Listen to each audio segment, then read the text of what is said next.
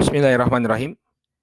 Innal hamdalillah nahmaduhu wa nasta'inuhu wa nastaghfiruh wa na'udzu billahi min shururi anfusina wa min sayyiati a'malina. May yahdihillahu fala mudilla lahu wa may yudlil fala hadiyalah.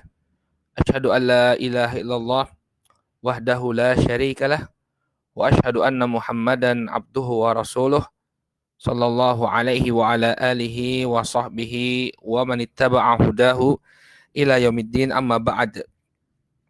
Saudaraku kaum muslimin yang semoga senantiasa dirahmati oleh Allah.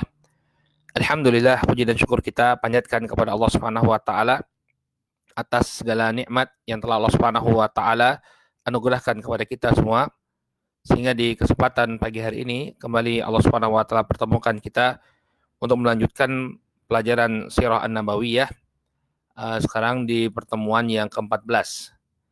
Taib. Ikhwani fillah, saudaraku yang semoga dimuliakan oleh Allah, pada pertemuan yang terakhir kita telah sebutkan fragmen dari kehidupan Nabi SAW, di mana orang-orang Yahudi, ini ketika An-Nadhr bin Harith bertanya kepada mereka tentang Nabi SAW yang mengaku mendapatkan wahyu dari Allah Subhanahu Wa Taala, maka Yahudi menganjurkan agar Rasulullah SAW ditanya tentang 3 hal. Ini tentang Ashabul Kahfi, tentang Dzulqarnain, dan juga tentang ruh. Maka semua pertanyaan mereka berhasil dijawab oleh Nabi SAW. Kemudian juga kita telah sebutkan bagaimana usaha pemboikotan yang dilakukan oleh Quraisy kepada Bani Hashim dan Bani Al-Muttalib yang tidak mau menyerahkan Rasulullah SAW kepada mereka.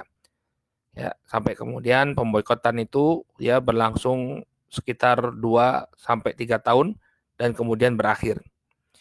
Kita telah sebutkan juga bahwa Nabi SAW ya diuji oleh Allah Subhanahu Wa Taala dengan wafatnya 2 orang yang selalu melindungi dakwah beliau dan mendukung beliau, yakni Abu Thalib paman beliau dan juga Khadijah radhiyallahu taala anha istri beliau. Kemudian telah kita sebutkan pula bahwa Rasulullah SAW setelah itu menikah dengan Saudah. Jadi ketika Khadijah radhiyallahu anha masih hidup, Nabi SAW tidak pernah menikah dengan wanita lain. Jadi setelah Khadijah meninggal, barulah Nabi SAW menikah dengan Saudah. Dan juga kita telah sebutkan bagaimana dakwah beliau ke Taif, dan di sana beliau ditolak oleh penduduk Taif, bahkan beliau dilempari. Lalu beliau ditawari oleh malaikat untuk menjatuhkan gunung ke atas mereka, ya. Tapi Nabi SAW menolak, dan beliau malah mendoakan ya mudah-mudahan dari tulang sulbi mereka lahirlah generasi yang mentauhidkan Allah Subhanahu wa taala. Ini pertemuan kita yang terakhir. Nah, sekarang kita akan masuk ke dalam pembahasan yang baru, barakallahu fikum, yakni Isra wal Mi'raj. Isra wal Mi'raj. Jadi setelah itu Nabi SAW ya diperjalankan oleh Allah Subhanahu wa taala, melakukan perjalanan yang demikian jauh, perjalanan yang disebut Isra wal Mi'raj. Sebagian ulama menyebutkan bahwa ini bentuk hiburan dari Allah Subhanahu wa taala setelah beruntun musibah yang menimpa beliau. Ya, tadi kita sudah sebutkan mulai dari pemboikotan, kemudian wafatnya Abu Thalib dan Khadijah, kemudian penolakan terhadap beliau ketika berdakwah di Taif. Maka Allah Subhanahu wa taala ingin membesarkan hati beliau, ya, maka Allah memperjalankan Rasul sallallahu alaihi wasallam dalam sebuah peristiwa yang kita kenal dengan Isra wal Mi'raj. Isra ya secara bahasa artinya perjalanan malam. Jadi itu ada 2 perjalanan ya. Ini kita perlu ketahui ada 2 perjalanan. Yang pertama itu Isra. Isra itu perjalanan malamnya Rasul sallallahu alaihi wasallam dari Masjidil Haram ke Masjidil Aqsa dengan menaiki Buraq. Apa itu Buraq? Nanti kita jelaskan. Ya, yang jelas bukan pesawat ya, pesawat Buraq, bukan. Adapun Mi'raj secara bahasa artinya alat untuk mendaki atau alat untuk naik ke atas. Ya, adapun secara istilah maknanya adalah naiknya Rasulullah SAW ke langit sampai ke Sidratul Muntaha untuk menerima perintah sholat. Jadi ini Isra dan Mi'raj 2 hal yang berbeda ya. Isra itu dari Masjidil Haram ke Masjidil Aqsa, adapun Mi'raj ini naik ke atas. Naik ke atas langit untuk menerima perintah sholat. Ya, hadis-hadis Isra wal Mi'raj ini adalah hadis-hadis yang mutawatir ya. Mutawatir dari 16 sahabat ya.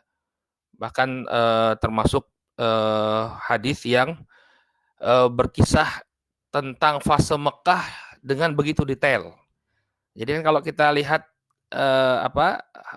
hadis-hadis yang bercerita tentang fase Mekah itu biasanya secara global saja, tidak terlalu detail, ya.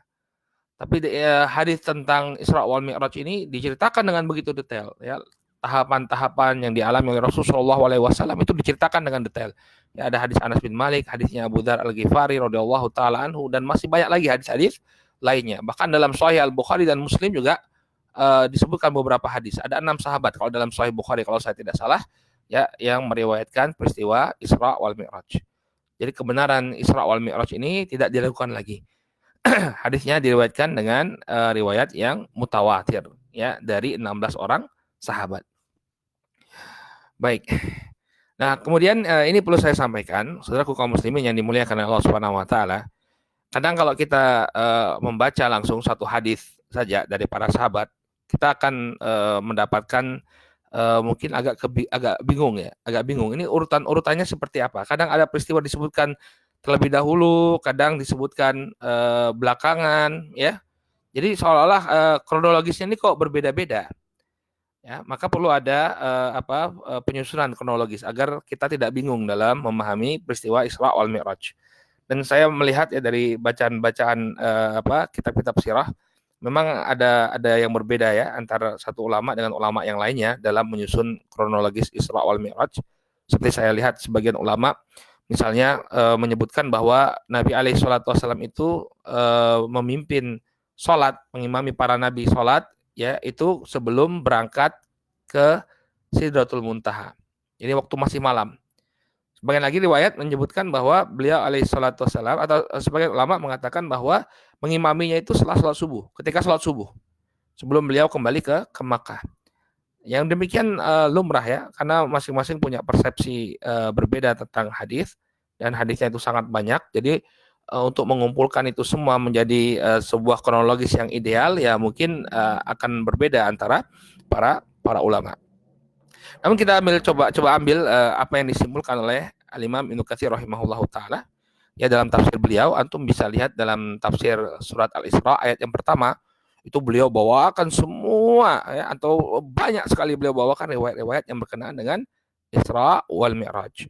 Nah, kemudian antum lihat bagian akhirnya, ya, rujuk tafsir Ibnu Katsir ayat yang pertama, dilihat bagian akhirnya. Di bagian akhirnya itu Al-Imam Ibnu Katsir rahimahullah, ya, mencoba membuat kronologis, ya, terjadinya Isra wal Mi'raj itu apa yang duluan, kemudian susul dengan apa, sampai kemudian Nabi kembali ke Mekah. Maka menurut beliau, ya, ini yang kita baca dari tafsir beliau, kronologis Isra wal Mi'raj itu dimulai dari pencucian jantung Rasulullah. Jadi beliau dicuci dulu jantungnya, kemudian setelah itu perjalanan ke Baitul Maqdis dari Masjidil Haram ke Masjidil Aqsa. Kemudian di sana Nabi alaihi salatu wasallam ditawarkan minuman, susu atau khamr. Nanti beliau memilih apa yang beliau pilih, ya udah nanti kita jelaskan. Kemudian dari sana beliau mulai naik ke atas langit dengan tangga, dengan Mi'raj. Ini Mi'raj itu tangga, jadi apa yang dipergunakan untuk apa? Untuk naik ke atas. Kemudian beliau bertemu dengan para nabi, mulai bertemu dengan para nabi. Setiap tingkatan langit beliau bertemu dengan nabi. Jadi kita sebutkan nabi-nabi siapa saja yang ditemui oleh Rasulullah SAW. Kemudian beliau diperlihatkan keadaan penduduk neraka dan surga. Ya, di neraka nanti ada yang disiksa, di surga nanti ada sungai-sungai yang mengalir, ya, ditampakkan kepada beliau. Kemudian setelah itu kewajiban sholat 5 waktu, ya. Nanti ada kronologisnya bagaimana beliau bertemu dengan Nabi Musa, kemudian Nabi Musa mengatakan umatmu tidak sanggup, ya. Awalnya 50 sholat, ya, dalam sehari semalam, kemudian berkurang lagi, ya, sampai 5 waktu dalam sehari semalam. Setelah itu beliau turun lagi ke Baitul Maqdis, ya, kemudian mengimami para nabi sholat subuh, baru kemudian beliau kembali ke Makkah. Nah, ini perlu antum catat ini biar antum nggak bingung, ya. Ya, antum catat, ya, kronologis Isra wal Mi'raj menurut Al-Imam Ibnu Katsir rahimahullahu taala. Ya, kalau antum baca kitab yang lain mungkin akan berbeda, tapi ya secara kronologis ya seperti inilah. Ya, kesimpulannya Al-Imam Ibnu Katsir rahimahullahu taala. Taib. Nah, kemudian kita mulai ya bahas satu persatu fragmen dari peristiwa Isra wal Mi'raj ini. Yang pertama peristiwa pencucian jantung Rasul Shallallahu Alaihi Wasallam, kolbunya. Ya, jadi kolbu itu jantung sebenarnya, bukan hati. Ya, bukan hati. Ya, Nabi SAW bertutur, ya, furija an saqfi baiti wa ana bi Makkah. Fanazala Jibril sallallahu alaihi wasallam fa faraja sadri thumma ghasalahu bima'i Zamzam. Thumma jaa bi tastin min dhahabin mumtali'in hikmatan wa imanan. Dalam Sahih Al-Bukhari dan Muslim, ya, dari Abu Dzar radhiyallahu taala anhu, Nabi SAW mengatakan, saat aku berada di Mekah, ya, furija an saqfi baiti, ya, atap rumahku tiba-tiba terbuka. Ya, fanazala Jibril, kemudian datang Jibril alaihi salatu wasalam. Kemudian dia pun membelah dadaku, thumma ghasalah, kemudian dia mencucinya, ini mencuci kolbunya Rasulullah SAW, bima'i Zamzam, dengan air Zamzam. Kemudian dia mendatangkan sebuah bejana yang terbuat dari emas, mumtaliin ya hikmatan wa imanan, yang penuh dengan apa? Hikmah dan iman. Artinya itu dimasukkan kepada kolbunya Rasul Shallallahu Alaihi Wasallam. Dan saudaraku kaum muslimin yang dimuliakan oleh Allah Subhanahu Wa Taala, pada hakikatnya peristiwa pencucian kolbunya Rasul Shallallahu Alaihi Wasallam ini bukan kali yang pertama. Ya, kita telah sebutkan apa yang menjadi sebab Halimatus Sa'diyah mengembalikan Rasul Shallallahu Alaihi Wasallam kepada ibu beliau, ya, Aminah. Karena apa? Karena melihat Nabi Shallallahu Alaihi Wasallam ketika itu didatangi oleh Jibril. Bukan Halimah yang melihat, tapi kawan-kawannya melihat bahwa Jibril alaihissalam datang kepada Nabi Shallallahu Alaihi Wasallam kemudian membelah dadanya Rasul Shallallahu Alaihi Wasallam. Jadi itu yang pertama, pencucian kolbunya Rasul Shallallahu Alaihi Wasallam yang pertama. Kemudian ini yang kedua, sebelum beliau diperjalankan oleh Allah Subhanahu Wa Taala, ya, dalam kejadian Isra wal Mi'raj. Kemudian apa yang terjadi? Ya, yang terjadi kemudian Nabi Shallallahu Alaihi Wasallam diperjalankan malam. Ya, mulai perjalanannya, beliau mulai melakukan Isra, perjalanan malam dari Masjidil Haram ke Masjidil Aqsa dengan menaiki Burak. Ya, kata Allah Subhanahu Wa Taala dalam surat Al-Isra, Subhanalladzi asra bi 'abdihi lailan minal Masjidil Harami ila Masjidil Aqsa alladzi barakna haulah linuriyahu min ayatina innahu huwas samiul basir. Maha suci Allah Subhanahu Wa Taala yang telah memperjalankan hambanya. Nasi beliau alaihi salatu wasalam dipanggil dengan panggilan yang terbaik, ya, yaitu apa? Bi abdihi, hamba. Maksudnya apa? Beliau adalah hamba Allah yang terbaik. Allah telah jadikan Nabi alaihi salatu wasalam sebagai orang yang mempersembahkan peribadahan yang terbaik kepada Allah Subhanahu Wa Taala, orang yang terbaik dalam beribadah kepada Allah Subhanahu Wa Taala. Jadi panggilan abad itu, hamba Allah, ini bukan panggilan yang merendahkan, justru menunjukkan ketinggian, ya, kesempurnaan peribadahan Rasul Shallallahu Alaihi Wasallam kepada Allah. Ya, kemudian lailan, di waktu malam hari, minal Masjidil Harami ila Masjidil Aqsa, dari Masjidil Haram ke Masjidil Aqsa. Ini perjalanannya dari Masjidil Haram ke Masjidil Aqsa. Alladzi barakna haulahu, yang kami berkahi sekelilingnya agar kami perlihatkan kepadanya sebagian tanda-tanda kebesaran kami. Artinya Nabi Shallallahu Alaihi Wasallam akan melihat tanda-tanda kebesaran Allah Subhanahu Wa Taala dalam peristiwa Isra wal Mi'raj ini.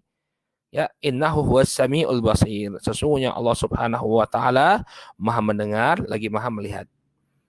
Jadi ini, ya, definisi Isra, ini perjalanan malam dari Masjidil Haram ke Masjidil Aqsa dengan menaiki Burak. Nah, apa itu Burak? Ya, kalau saya masih kecil dulu, kalau dengar Burak, ya, dulu ada maskapai penerbangan, maskapai Burak, ya. Ya, mungkin diambil dari sini, ya, terinspirasi dari sini. Ya, Burak ini, ya, di dalam Sahih Al-Bukhari disebutkan bahwa Burak ini adalah binatang tunggangan yang lebih rendah dari bigol. Ya, bigol itu sendiri percampuran antara kuda dan keledai, ya. Dan dia lebih tinggi dari keledai. Jadi antara keledai dan bigol.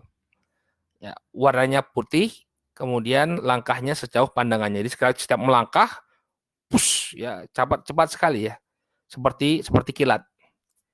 Nabi SAW menceritakan tentang Burak ini, tsumma utitu, ya, bidabbatin dunal baghali wa fawqal himari abyad.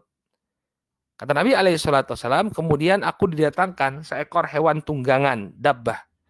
Ya, dunal bagol, yang lebih kecil daripada bagol. Ya, bagol campuran kuda dan keledai. Wa fawqal himar, tapi lebih besar daripada himar, keledai. Jadi dia moderat ya. Lebih besar daripada keledai, tapi lebih kecil daripada bagol. Abyad, warnanya putih. Ini warnanya putih. Kemudian Anas bin Malik ketika ditanya tentang bagaimana buraq ini, kata Anas, ya da'u khatwahu ya inda aqsa tarfihi. Dia meletakkan kakinya pada pandangan mata yang terjauh. Jadi apa? Jadi begitu melangkah ya buraq ini bisa melangkah sepanjang mata. Jadi secepat kilat.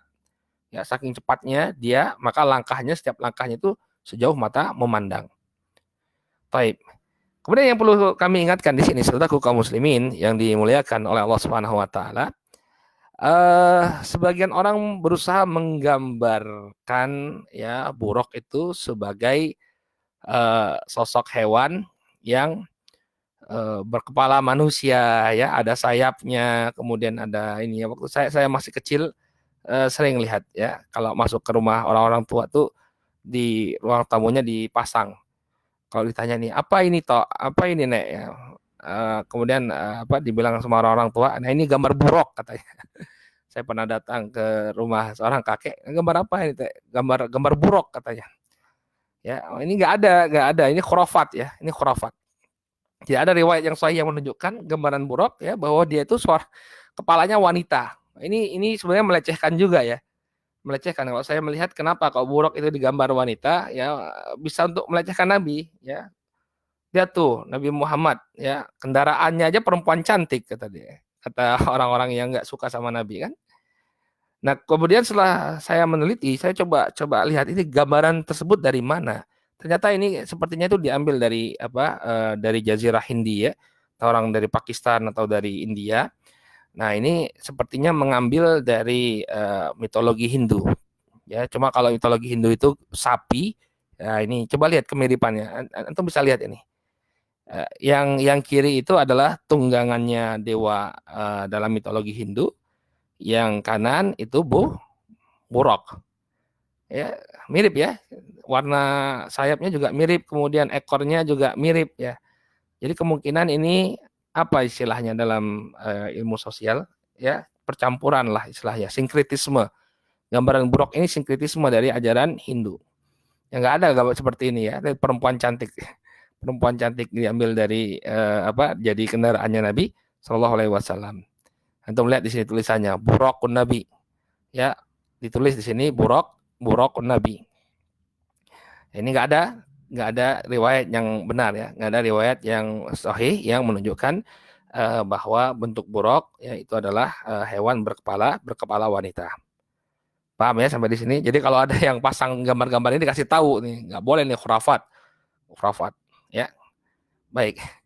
Kemudian disebutkan dalam ayat tadi ya yang 6, Subhanalladzi asra bi abdihi lailan minal masjidil haram ila masjidil aqsa alladzi barakna haulah. Ya, jadi perjalanan malamnya itu dari Masjidil Haram ke Masjidil Aqsa. Nah, ini kita perlu tahu yang mana namanya Masjidil Aqsa. Namanya Masjidil Aqsa itu sebenarnya Masjidil Aqsa ini kompleks ini. Ya, kompleks yang kita lingkari merah ini. Ya, sebagian orang keliru ketika ditanya mana Masjidil Aqsa, yang ditunjukkan adalah Quba As-Sakhra. Ya, Quba As-Sakhra ini yang ditunjukkan di lingkaran merah. Nah, ini hanya salah satu bagian saja dari Masjidil Aqsa. Sesungguhnya Masjidil Aqsa itu kompleks yang sangat besar. Ya, kompleks yang sangat besar, ya. Nah, Quba As-Sakhra ini yang dipercaya tempat Nabi SAW naik ke atas langit. Dari situlah beliau naik. Tapi Masjidil Aqsa-nya sendiri ya segini. Ya, kompleks yang besar ini. Ya, mudah-mudahan Allah Subhanahu wa taala ya membebaskan Masjidil Aqsa ya Baitul Maqdis dari ya penjajahan orang-orang Yahudi. Ya, kita berharap mudah-mudahan sebelum kita meninggal dunia kita masih bisa melihat ya dibebaskannya Baitul Maqdis dari cengkeraman orang-orang Yahud laknatullah alaihim. Kita lihat itu bagian kanan ini, saudaraku kaum muslimin, ya di bagian kanan ini, ada tembok yang diklaim oleh orang-orang Yahudi sebagai tembok ratapan, ya tembok ratapan itu dindingnya Masjidil Aqsa itu. Baik, ya ini jadi Masjidil Aqsa lebih luas daripada hanya sekedar Qubah As-Sakhra. Kemudian di sana Nabi Alaihissalam ditawari susu dan khamar. Ya, jadi sebelum naik Rasulullah Shallallahu Alaihi Wasallam ditawari oleh malaikat Jibril alaihissalam ya untuk memilih di antara dua minuman. Mau minum apa? Ya, maka Nabi Shallallahu Alaihi Wasallam memilih apa? Memilih susu. Ya, kata beliau alaihissalam dalam riwayat Muslim, fa'atani Jibril bi ina'in min khamrin wa ina'in min laban.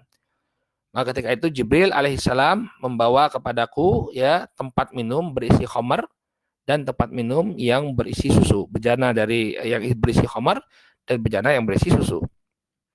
Fakhtartul laban, maka aku pun memilih susu. Qala Jibril, asabtal fitrah. Maka Jibril alaihissalam mengatakan, ya engkau telah memilih yang sesuai dengan fitrah. Nanti kalau di sebagian riwayat antum mendapati ya bahwa penawaran susu dan khamar ini dilakukan ketika Nabi alaihissalam naik. Ya sudah mulai naik ke atas, kemudian di atas ditawari susu dan khamar. Ya, ada terjadi perbedaan riwayat tentang kapan beliau ditawari. Tapi al-muhim ini ketika beliau melakukan perjalanan sudah berada di Baitul Maqdis dan akan naik ya. Entah itu ketika masih berada di darat atau sudah mulai naik ke atas ya, yang jelas ini terjadi pada fase ya setelah beliau sampai di Baitul Maqdis. Nah, kemudian mulai beliau mi'raj dengan tangga ke atas langit. Jadi mi'raj ya naik suatu alat, wallahu taala alam seperti apa bentuknya, tapi yang jelas mi'raj itu adalah alat untuk mendaki. Alat untuk mendaki, entah bentuknya seperti tangga atau bentuknya seperti lift yang ada di masa sekarang, wallahu taala alam. Kita nggak tahu bagaimana bentuknya. Ya, apakah unda-undaan ataukah seperti lift tabung yang naik ke atas? Kita nggak tahu, wallahu taala alam. Nah, disebutkan bahwa beliau dalam Sahih Al-Bukhari disebutkan bahwa di setiap tingkatan langit beliau bertemu dengan para nabi. Maka mereka pun mengucapkan salam kepada Rasulullah Shallallahu Alaihi Wasallam. Marhaban ya bibni saleh wan nabi saleh. Ya, marhaban bilibni saleh wan nabi saleh. Selamat datang ya anak yang saleh dan nabi yang saleh. Ya, dan di antara mereka ada marhaban, mengatakan marhaban ya bil akhi saleh wan nabi saleh. Jadi ada yang memanggil beliau dengan panggilan anak, ada juga yang memanggil beliau dengan panggilan saudara. Kalau saya tidak salah itu Nabi Isa alaihissalam memanggil beliau bi akhi saleh.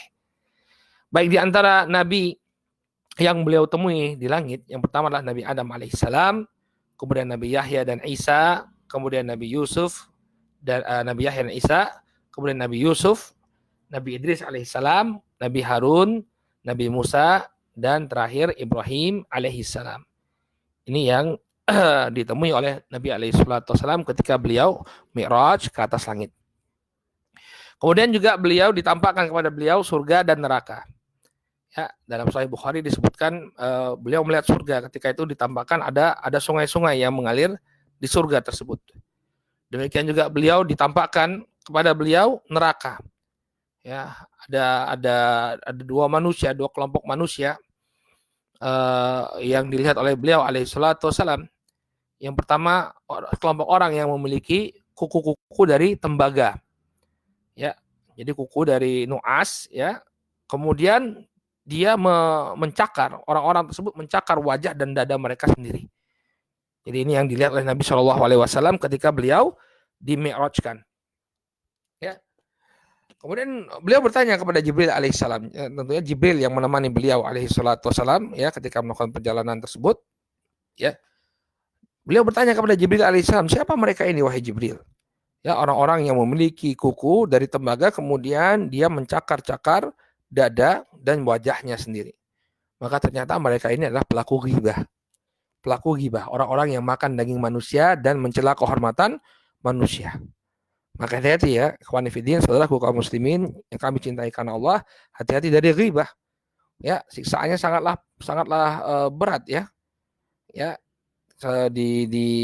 diancam dengan siksaan yang demikian berat, yakni memiliki kuku nanti dipanjangkan kukunya dan kukunya diubah menjadi tembaga lalu mencakar dada dan juga wajahnya sendiri.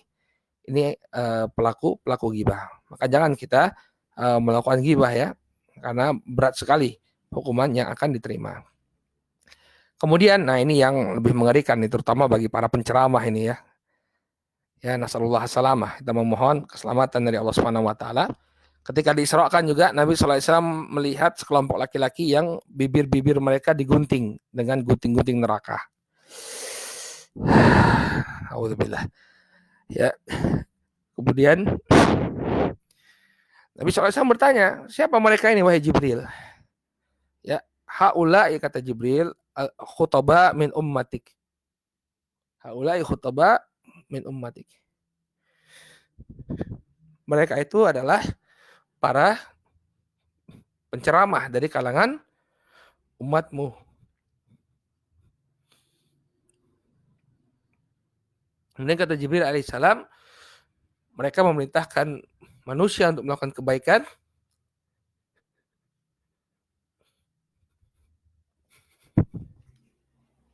tapi mereka melupakan diri mereka sendiri, padahal mereka membaca Al-Quran. Ya. Ini yang dilihat oleh Rasul Shallallahu Alaihi Wasallam. Nasallallahu salamah.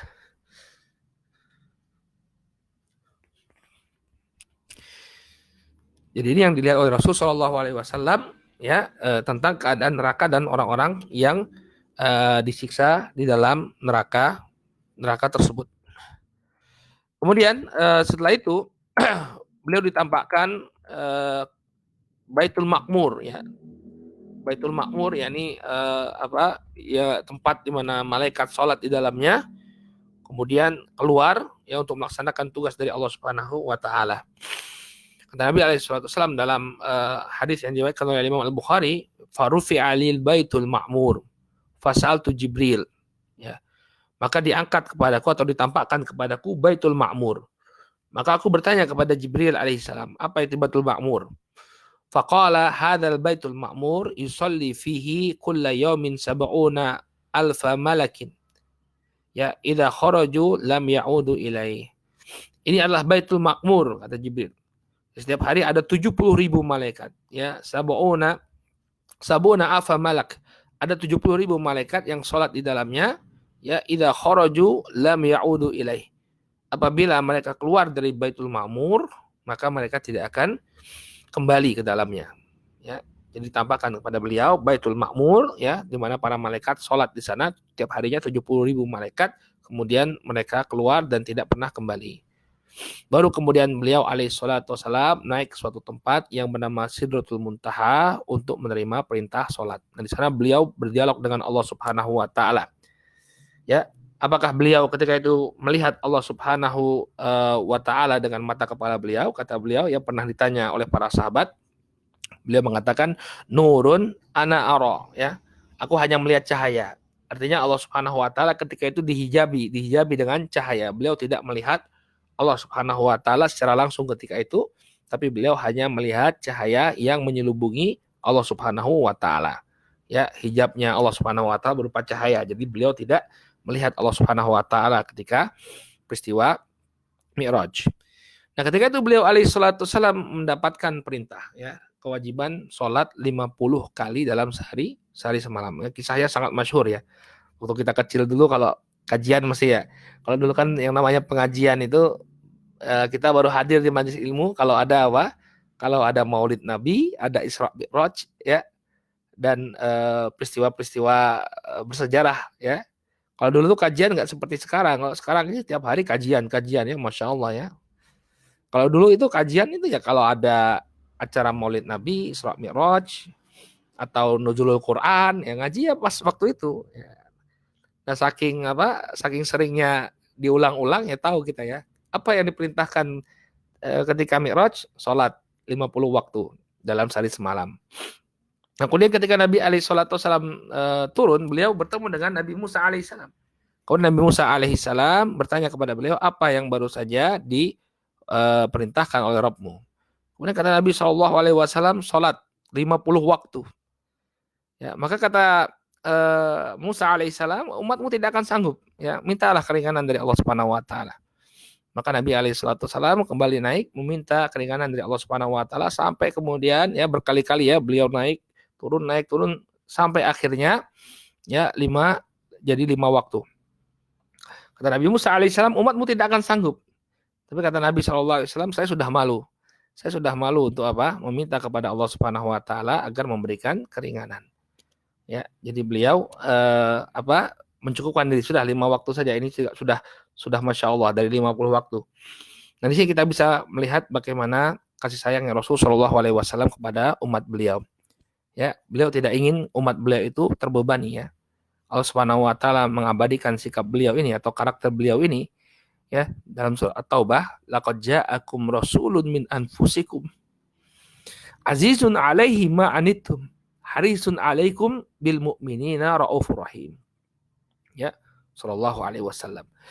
Kata Allah Subhanahu wa taala, telah datang pada kalian seorang rasul dari diri kalian sendiri. Ya, azizun 'alaihi ma anittum. Amat berat terasa oleh beliau apa yang menyulitkan kalian. Harisun 'alaikum. Dan dia sangat menginginkan kebaikan bagi kalian. Bil mu'minina raufur rahim. Beliau amat belas kasih dan penyayang kepada orang-orang yang beriman. Ini karakter Nabi kita Muhammad Shallallahu Alaihi Wasallam. Oleh karena itu seorang dai pun hendaknya menghiasi diri dengan karakternya Rasul Shallallahu Alaihi Wasallam ketika dia berhadapan dengan umat. Ya, hendaknya dia meniru ya tabiat dari Rasul Shallallahu Alaihi Wasallam. Ya, azizun alaihi ma'anittum, ya, berat terasa olehnya apa yang menyulitkan kalian. Jadi dia punya perasaan sayang sekali kepada umat. Saya tidak mau memberatkan umat. Bagaimana caranya agar umat ini tidak mendapatkan kesulitan, tidak mendapatkan berat, ya. Kemudian harisun alaikum, sangat menginginkan kebaikan bagi umat, ya. Kemudian apa? Bersikap ya belas kasih dan juga penyayang kepada orang-orang yang beriman, ya. Ini yang hendaknya ditiru oleh para dai, bahkan oleh seluruh umat beliau dari sosok Rasul Shallallahu Alaihi Wasallam. Kemudian akhir dari kisah Isra wal Mi'raj ini, beliau alaihi salatu wasallam kembali ke Masjidil Aqsa. Kemudian di Masjidil Aqsa beliau mengimami para nabi, ya, para anbiya, ya, sholat subuh dan menunjukkan ketinggian beliau. Nah, sebelum terang beliau kembali ke Makkah dengan kembali menaiki Buraq, ya, dengan kembali menaiki Buraq. Baik. Nah, ini akhir dari kisah Isra wal Mi'raj. Nah, bagaimana sikap kaum musyrikin terhadap Rasul Shallallahu Alaihi Wasallam? Ya, ketika itu Nabi Shallallahu Alaihi Wasallam mengisahkan apa yang beliau alami kepada Abu Jahal. Maka Abu Jahal pun memanggil ya kaum musyrikin Quraisy. Ya, maka kaum musyrikin pun mentertawakan apa yang dikisahkan Rasul Shallallahu Alaihi Wasallam. Bagaimana mungkin ya zaman dahulu itu ke Masjidil Aqsa dalam waktu satu malam, ini suatu hal yang sangat mustahil. Kalau sekarang mungkin bisa ya, mungkin bisa kita pergi ke Masjidil Aqsa dari Masjidil Haram di Saudi Arabia, pergi ke Masjidil Aqsa dalam waktu mungkin sekitar 45 menit atau 1 jam. Ya, tapi zaman dahulu nggak mungkin, itu perjalanan berhari-hari ya, bahkan berminggu-minggu. Maka mereka mentertawakan Nabi SAW. Nah, tapi mereka juga apa? Coba bertanya, mereka ingin semakin menjatuhkan Nabi SAW dengan bertanya tentang bagaimana keadaan Masjidil Aqsa. Nah, sebagian di antara mereka sudah ada yang pernah pergi ke sana, ya, karena kaum Quraisy ya berdagang sampai ke bagian utara Jaziratul Arabiyah, sampai ke Masjidil Aqsa. Maka Nabi SAW, sebenarnya Nabi SAW di sana, beliau tidak tahu Masjidil Aqsa secara detail ya. Karena beliau nggak melakukan tur di Masjidil Aqsa. Beliau datang Masjidil Aqsa kemudian berangkat untuk melakukan Mi'raj. Jadi beliau sendiri kalau ditanya tentang Masjidil Aqsa ya beliau tidak punya gambaran secara utuh. Namun kemudian Allah Subhanahu wa taala tampakkan Rasul alaihi salatu wasalam ya Allah Subhanahu wa taala tampakkan kepada beliau ketika ditanya oleh orang-orang Quraisy tadi bagaimana keadaan Masjidil Aqsa, sehingga beliau bisa menceritakan Masjidil Aqsa dengan begitu detail. Ya, kemudian kaum musyrikin yang sudah pernah ke sana mereka tercengang. Ya, tercengang. Bagaimana mungkin Muhammad bisa menceritakannya dengan begitu detail? Ya, bagaimana mungkin? Berarti apa yang diceritakan oleh beliau ini suatu kebenaran. Namun yang namanya hati sudah tertutup, walaupun yang diceritakan beliau Shallallahu Alaihi Wasallam berhasil menceritakan tentang bagaimana detail Masjidil Haram, Masjidil Aqsa kepada orang-orang Quraisy, namun ya mereka tetap tidak menerima kebenaran yang dibawa oleh Rasulullah Shallallahu Alaihi Wasallam. Ya. Nah, dari sini juga saudaraku kaum muslimin yang dimuliakan Allah, dari sini juga muncul gelar As-Siddiq pada diri Abu Bakar As-Siddiq radhiyallahu taala anhu. Jadi ketika orang-orang Quraisy mengolok-olok ya Abu Bakar As-Siddiq ya tentang peristiwa tersebut, nah, lihat apa yang dikatakan oleh sahabatmu. Dia mengatakan bahwa dia sudah pergi ke Baitul Maqdis kemudian dinaikkan ke atas langit dan peristiwa itu hanya terjadi dalam satu malam. Ya, bagaimana ini terjadi? Bagaimana ini bisa terjadi? Maka kata Abu Bakar ya, kalau kalau Nabi SAW mengkabarkan ya yang lebih daripada apa yang kalian kabarkan, aku akan tetap membenarkan beliau.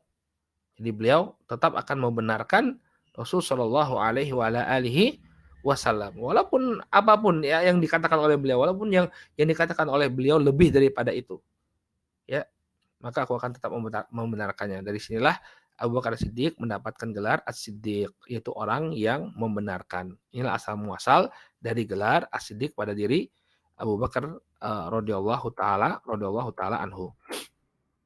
Baik. Kemudian masalah yang kita angkat juga dalam masalah Isra wal Mi'raj ini, ya sebenarnya banyak ya permasalahannya karena berkaitan dengan masalah akidah juga. Baik. Apakah Rasul Shallallahu Alaihi Wasallam melakukan Isra wal Mi'raj dengan ruhnya saja atau dengan jasad beliau? Ya, maka para ulama berbeda pendapat. Ya, sebagian mengatakan bahwa ruhnya saja. Sebagian lagi mengatakan bahwa Nabi Alaihissalam berangkat dengan jasadnya. Jadi badan beliau ikut dalam perjalanan Isra wal Mi'raj. Nah, jumhur, mayoritas ulama mengatakan bahwa beliau alaihi salatu wassalam melakukan Isra wal Mi'raj dengan jasad beliau. Ya.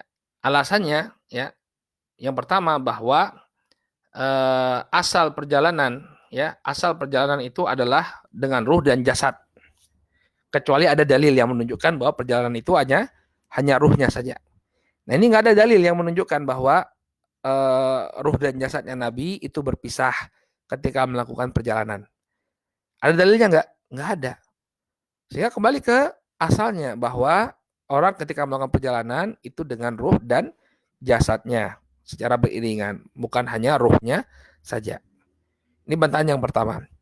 Kemudian bantahan yang kedua, ya di dalam surat Al-Isra, ya Allah Subhanahu wa taala memulai dengan ucapan Subhana, Maha Suci Allah. Ya. Nah, ini menunjukkan bahwa ini adalah peristiwa yang besar. Kalau perjalanannya itu hanya perjalanan ruh saja, maka ini seperti mimpi, bukan suatu hal yang istimewa. Ya, kalau kita mimpi, kita bisa kemana saja, ya nggak? Ya, kita bisa mimpi ke Eropa, kita bisa mimpi ke Amerika, bisa mimpi ketemu bidadari, ya nggak? Bisa. Namanya mimpi, bukan suatu hal yang istimewa. Tapi di dalam ayat ini Allah memulai dengan apa? Subhana. Ya, subhanalladzi asra, ya, subhanalladzi asra bi abdihi. Ya, lailan minal masjidil haram ila masjidil aqsa. Ya, Maha suci Allah. Nah, ini tidaklah digunakan lafaz subhana ini melainkan ya untuk menyebutkan peristiwa yang luar biasa. Peristiwa yang luar biasa. Kalau dia itu hanya ruh saja, maka ini sesungguhnya bukan peristiwa yang luar biasa. Nah, kemudian ketika beliau bercakap-cakap dengan kaum musyrikin, kalau misalnya ya perjalanan tersebut adalah perjalanan ruh, saya kaum musyrikin tidak akan mengingkari. Tidak akan mengingkari. Karena bisa saja ya orang itu dalam mimpinya kemudian pergi melihat sesuatu. Ya. Tapi ini Nabi Alaihissalam pergi dengan jasadnya, maka ini suatu hal yang tidak mungkin terjadi. Bagaimana mungkin seseorang ya dalam satu malam melakukan perjalanan ke Masjidil Aqsa, kemudian naik ke atas langit, lalu balik lagi di keesokan harinya atau di waktu pagi harinya. Ya, kalau memang itu hanya perjalanan ruh, maka pengingkarannya kaum musyrikin itu tidak akan begitu keras. Tapi kenapa mereka mengingkari dan melecehkan Nabi Shallallahu Alaihi Wasallam? Karena Nabi Shallallahu Alaihi Wasallam ya mengatakan bahwa terkesan di sana Nabi Shallallahu Alaihi Wasallam pergi dengan apa, jasadnya. Itu bisa lihat pembahasan ini dalam Syarah Lum'atul I'tiqad karya Syekh Muhammad bin Shalih Al-Utsaimin rahimahullah. Baik, kemudian masalah yang berkaitan dengan Isra wal Mi'raj ini, saudaraku kaum muslimin yang dimuliakan oleh Allah, ya apa hukum memperingati Isra wal Mi'raj pada tanggal 27 Rajab? Ya. Maka pertama, tidak ada dalil yang sahih yang menyebutkan bahwa Isra wal Mi'raj terjadi tanggal 27 Rajab. Bahkan sebagian ulama mengatakan tanggal 22. Nah, sebagaimana kaidah yang kita sebutkan dalam peristiwa kelahiran Nabi Shallallahu Alaihi Wasallam, khilaf para ulama terhadap kapan terjadinya suatu peristiwa ini menunjukkan bahwa tidak ada konsekuensi apapun ya dari peristiwa tersebut. Kita tidak diperintahkan untuk memperingatinya, membuat acara-acara peringatan Isra Mi'raj, tidak ada. Ya sama seperti Maulid Nabi. Maulid Nabi itu nggak sepakat para ulama 12 Rabiul Awal ya. Banyak di antara mereka mengeluarkan pendapat-pendapat yang lainnya. Demikian juga Isra Mi'raj. Sebagian mengatakan tanggal 20 Rajab, sebagian mengatakan 22 Rajab, sebagian mengatakan 27 Rajab, ya. Maka perselisihan ini menunjukkan bahwa tidak ada konsekuensi apapun. Artinya kita tidak diperintahkan untuk melakukan apapun pada tanggal-tanggal tersebut. Demikian juga Rasulullah tidak pernah memerintahkan untuk memperingatinya. Generasi Islam juga para sahabat, para tabi'in, para tabi'ut tabi'in ya tidak pernah ya merayakan Isra dan Mi'raj. Tidak pernah juga ya mereka melakukan peringatan Isra wal Mi'raj. Ya. Sebagian lagi mengatakan bahwa loh ini kan penting ya, penting. Karena di hari itulah kita diwajibkan untuk sholat 5 waktu. Kenapa Anda tidak melakukan hal yang sama? Peringatan misalnya kapan disyariatkannya zakat, kapan disyariatkannya puasa, kenapa tidak dirayakan juga? Ya, kenapa Anda nggak merayakan juga misalnya momen-momen penting seperti kemenangan kaum muslimin dalam perang Badar dirayakan ya, karena itu adalah kemenangan yang pertama. Ya, kemudian tragedi Uhud diperingati juga. Ya, kenapa Isra wal Mi'raj saja? Ini menunjukkan kerancuan ya orang-orang yang mengatakan disyariatkannya memperingati Isra wal Mi'raj. Ya, maka perkara tersebut ya para ulama menjelaskan bahwa kalau memang kita mengikuti Nabi Sallallahu Alaihi Wasallam maka kita tinggalkan. Tidak ada perayaan-perayaan ya semacam ini, perayaan-perayaan Isra ya perayaan Isra wal Mi'raj. Walaupun kajian ya walaupun hanya pengajian saja ya. Maka yang demikian ya tidaklah kita lakukan dalam bentuk peringatan kepada kepada peristiwa Isra wal Mi'raj. Kemudian masalah selanjutnya, mungkin muncul pertanyaan ya, mengapa tidak langsung dari Masjidil Haram saja? Kenapa kok harus diperjalankan ke mana? Ke Masjidil Aqsa. Nah, ini disebutkan juga oleh para ulama pembahasan mengapa Mi'rajnya Nabi Shallallahu Alaihi Wasallam itu dari Baitul Maqdis atau dari Masjidil Aqsa. Yang pertama untuk menampakkan kenabian beliau sebagai dalil ya, dalil min dalail nubuwah Nabi alaihi salatu wasallam. Tanda kenabian beliau karena nanti kalau berangkatnya itu dari Masjidil Haram enggak ada yang bisa beliau kisahkan. Ya, enggak ada suatu yang unik yang bisa beliau kisahkan. Ya, Masjidil Haram ya orang-orang Quraisy juga tahu Masjidil Haram setiap hari lihat. Tapi kalau Masjidil Aqsa ya ketika beliau bisa mengkabarkan tentang bagaimana detailnya Masjidil Aqsa, ini menunjukkan bahwa ya, beliau adalah seorang nabi. Kemudian beliau mendapatkan keutamaan apa? Melihat kedua kiblat dalam satu malam. Ya, jadi malam Isra wal Mi'raj ini beliau melihat dua kiblat. Ya, kiblat yang pertama ini Masjidil Aqsa, kemudian kiblat yang kedua Masjidil Haram. Kemudian yang ketiga untuk menunjukkan ya tampak hubungan yang erat antara Masjidil Haram dengan Masjidil Aqsa. Di mana keduanya ya menjadi kiblat kaum muslimin. Ya kalau dulu sholat kita menghadap mana? Menghadap Masjidil Aqsa sebelum diperintahkan untuk mengganti kiblat ke Masjidil Haram. Kemudian yang keempat ya Baitul Maqdis menjadi kiblat sholat sebelum dipindahkan ke Ka'bah. Jadi ketika itu para nabi sholatnya itu masih ke Masjidil Aqsa. Nanti ketika Nabi SAW pindah ke kota Madinah baru pindah sholatnya kiblat salatnya ke Masjidil Haram. Kemudian untuk menampakkan keutamaan beliau di atas para nabi. Jadi ketika beliau berjumpa dengan para nabi, itu berjumpaannya di Baitul Maqdis. Kemudian beliau mengimami para nabi di Baitul Maqdis tersebut. Baik. Nah, sekarang hikmah Isra wal Mi'raj. Ya, yang bukan disampaikan pas peristiwa Isra wal Mi'raj, pas peringatan Isra wal Mi'raj ya, tapi sekarang kita sampaikan. Ya. Hikmah yang pertama bahwa Isra wal Mi'raj ini merupakan tanda kebesaran Allah dan juga tanda kenabian Rasul Shallallahu Alaihi Wasallam. Allah mampu untuk memperjalankan hambanya ya dalam satu malam dari Masjidil Haram ke Masjidil Aqsa, kemudian menaikkannya ke Sidratul Muntaha. Kemudian yang kedua, keutamaan air Zam-Zam ya.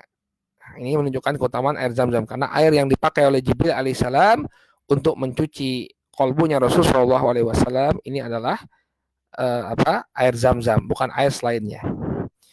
Kemudian yang ketiga, ini masalah i'tiqad juga. Peristiwa Isra wal Mi'raj ini menunjukkan bahwa Allah itu ada di atas langit, bukan di mana-mana.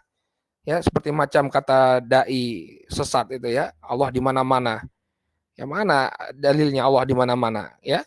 Allah berada di atas langit, jelas sekali. Nabi SAW menerima perintah untuk sholat, itu bukan di mana-mana Pak. Ya, bukan kemana-mana, tapi naik ke atas langit, jelas dalilnya. Ya, beliau alaihissalam naik ke atas langit. Ya, peristiwa Mi'raj ini ya, dalil yang sangat jelas menunjukkan bahwa Allah ada di atas langit.